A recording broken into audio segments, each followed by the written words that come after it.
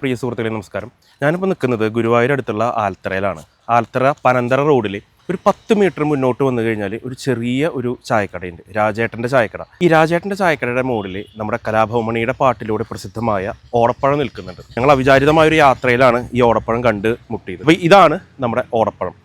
ഓടല് ഒരു വലിയൊരു വള്ളിച്ചെടി തന്നെയാണ്. ഏകദേശം ഒരാളുടെ കാലിൻ്റെ വലിപ്പത്തിലുള്ള വള്ളി ആയി പടർന്ന് കയറുന്ന ഒരു വലിയ വള്ളിച്ചെടി തന്നെയാണ് ഓടൽ എന്ന് പറയുന്നത്. ശരിക്കും നമ്മുടെ മലയാളികൾ ഈ ഓടപ്പഴത്തിനെ തിരിച്ചറിയുന്നത് തന്നെ കലാഭവൻ മണിയുടെ പാട്ടിലൂടെയാണ്.